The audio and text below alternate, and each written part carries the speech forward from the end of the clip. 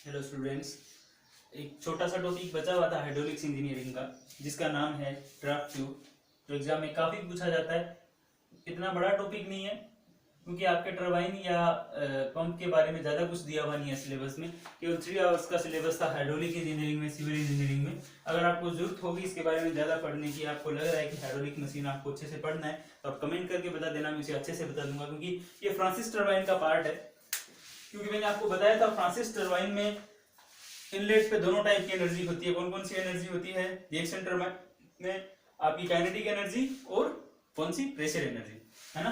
तो अपन चाहते हैं कि जो ये आपका मान लो रनर था, ये मैं बना रहा हूं रनर, ये ऐसा कुछ रनर है। भावनाओं को समझना है आपको, डायग्राम पे बिल्कुल नहीं जाना है ना। हो सकता है डायग्राम कैसा ही बने, है ना। ये जैसे आपका कोई रनर है, ये कभी नहीं बनेगा मेरे से, ठीक है। और बुरा बनता जा रहा है, और बुरा बनता जा रहा है, ठीक है। तो ये आपका रनर है जिसके अंदर 5 ब्लेड है, ठीक है। तो होता क्या है, इस रनर के थ्रू एक ऐसी शेप बनी रहती है, कैसी शेप बनी रहती है? ऐसी। और ये कहाँ, इसके बाद ये कहाँ पे जाएगी? सम्प के अंदर। ये किसमें चली जाएगी? सम्प के अंदर। थोड़ा सा पार्ट इसका डूबा हुआ रहता है, इस चीज का, इस डिवाइस का क्या नाम है? ये आपका सम्प, सम्प में या टेल रेस बोल सकते हो, टेल रेस, क्योंकि सम्प तो पंप में यूज करते हैं अपन। टेल रेस, जहाँ पे ये जो वाटर है वो आपकी एनर्जी इसको देने के बाद, इस टरबाइन को चलाने के बाद ये वाटर जब नीचे जाता है ना, तो आपको पता होगा, एक छोटी सी बात आपको बताता हूँ कि जैसे ही मान लो हाई हेड से आपके पास वाटर आया, ठीक है, उस वाटर ने नोजल के थ्रू अपन ने इस ब्लेड के ऊपर स्ट्राइक करवा दिया, ठीक है जी। वाटर स्ट्राइक हो गया उस ब्लेड के ऊपर, ये ब्लेड रोटेट भी होने लगी, काफी अच्छी रोटेट हो रही है, ये आपका जो जनरेटर है वो भी चल रहा है। लेकिन क्या यहाँ तक आते आते जब ये नीचे आता है, जब पानी कहाँ से इससे बाहर निकलेगा, इस रनर से एग्जिट होगा, सॉरी इस रनर से एग्जिट होगा जब वाटर, क्या इसके पास एनर्जी नहीं होगी? इस यहाँ पे अगर ये इनलेट पे v1/2g इसके पास काइनेटिक एनर्जी है, तो आउटलेट पे v2/2g भी एनर्जी है। और ये v की वैल्यू कभी भी कम नहीं होती है ना। तो ये इतनी एनर्जी अगर मैं यहाँ पे कुछ भी नहीं लगाता हूँ, तो ये एनर्जी क्या हो जाएगी? यहाँ पे आके वेस्ट हो जाएगी, क्योंकि टेल रेस में जाना पानी, है ना। तो ये एनर्जी तो वेस्ट हो रही है। और अपन है इंजीनियर, है ना, और इंजीनियर कुछ भी चीज वेस्ट नहीं करता है। और ये तो एनर्जी है, दुनिया एनर्जी बचाने की कोशिश कर रही है, अपन एनर्जी वेस्ट कर रहे हैं, है ना। ऐसा बिल्कुल नहीं होना चाहिए। तो इस एनर्जी को अपने को क्या करना है? अपन चाहते हैं एनर्जी क्या हो? वेस्ट ना हो, इस एनर्जी को अपन रिकवर करें। तो भैया कैसे किया जाए इस एनर्जी को रिकवर? इस एनर्जी को रिकवर करने के लिए एक डिवाइस लगाएगी जिसका नाम है ड्राफ्ट ट्यूब। सर ये कैसी डिवाइस है?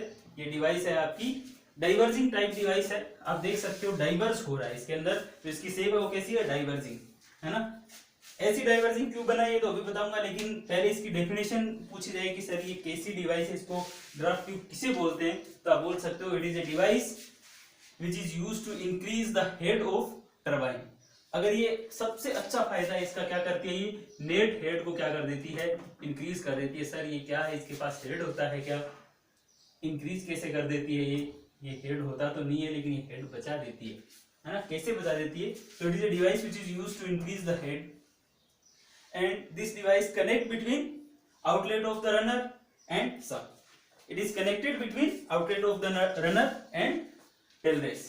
आप सिंपल सा बोल सकते हो, it is a device which is diverging in nature and connect between outlet of the runner and tail race. तो सिंपल सी डेफिनेशन है। आप क्या करते हो, ये डाइवर्जिंग टाइप का डिवाइस है और रनर के आउटलेट से और टेल रेस के बीच में अपन इसको क्या करते हैं? कनेक्ट करते हैं। अब मैंने बोला था कि ये नेट हेड को इंक्रीज कर देती है। सर ऐसा क्या करती है? तो देखते हैं। ये जो आउटलेट पे एनर्जी थी v2/2g, ये अगर मैं यूज नहीं करता तो क्या हो जाती? वेस्ट हो जाती। लेकिन मैंने वेस्ट नहीं किया और एक ड्राफ्ट ट्यूब लगा दी। ड्राफ्ट ट्यूब लगाने से क्या होगा? अपन एक नेगेटिव हेड है उसको क्या कर सकते हैं? रिकवर कर सकते हैं। ये जो यहाँ पे हेड जनरेट हो रहा था, इस नेगेटिव हेड को, क्योंकि अगर यहाँ पे मैं ड्राफ्ट ट्यूब नहीं लगाता तो हो सकता है इस पंप को मुझे कहाँ लगाना पड़ता? यहाँ पे लगाना पड़ता। थोड़ा सा इसे नीचे स्टेब्लिश करना पड़ता, लेकिन अब ड्राफ्ट ट्यूब की वजह से मैं इसको आसानी से कहाँ लेके जा सकता हूँ, थोड़ा सा ऊपर, इस लेवल से थोड़ा सा ऊपर लगा सकता हूँ। तो सर ऊपर लगाने से क्या फायदा है, तो ये मेरा टरबाइन ही है ना, फ्रांसिस टरबाइन है, तो क्यों मैं इसको ऊपर नीचे, क्या फर्क पड़ रहा है भैया, बहुत ज्यादा फर्क पड़ता है, क्योंकि टरबाइन कोई 1-2 किलो का वजन नहीं होता, इसकी ब्लेड होती है, उसका डायमीटर मीटर्स में होता है ना। तो आपको पता होगा इतना बड़ा टरबाइन अगर थोड़ा सा ऊपर आपने लगा दिया तो आपको सबसे अच्छा फायदा क्या होगा, आप मेंटेनेंस आसानी से कर पाओगे, क्योंकि इस इंडस्ट्री में मेंटेनेंस की दिक्कत आती है, क्योंकि आप एक बार डिजाइन कर लेते हो तो ऐसा नहीं होता कि ब्लेड इतनी जल्दी खराब हो जाती है, लेकिन मेंटेनेंस काफी, तो मेंटेनेंस आसानी से हो जाता है, इसलिए अपन बोलते हैं कि मेंटेनेंस क्या हो जाएगा, इजी हो जाएगा। ठीक है सर, ड्राफ्ट ट्यूब के हमने काम समझ लिए, कि तो मेंटेनेंस इजी हो जाता है, क्योंकि आप थोड़ा सा उस लेवल से ऊपर उसे सेटअप कर सकते हो, और नेट हेड वो इंक्रीज हो जाता है, और नेगेटिव हेड पे भी काम करने की अपने को परमिशन मिल जाती है। ठीक है सर, ये चीजें तो आपने अच्छी बताई, तो सर कुछ इसके बारे में और बताओ, ये कैसी कैसी हो सकती है। तो अगर मैं टाइप ऑफ ड्राफ्ट ट्यूब बात करूं, टाइप्स ऑफ ड्राफ्ट ट्यूब, देखो सिंपल अगर बात की जाए, कोनिकल भी यूज की जाती है, एल्बो भी यूज की जाती है, मूडी भी यूज की जाती है, और रेक्टेंगुलर भी यूज की जाती है। सर कैसी कैसी होती है बेटा, आपने कोन देखा होगा, ऐसा कुछ कोन, यहाँ से एरिया कम, यहाँ से एरिया ज्यादा, ये कोन है। अगर एल्बो की बात करूं, ये एल्बो भी देखी होगी आपने, तो सर मूडी बताओ,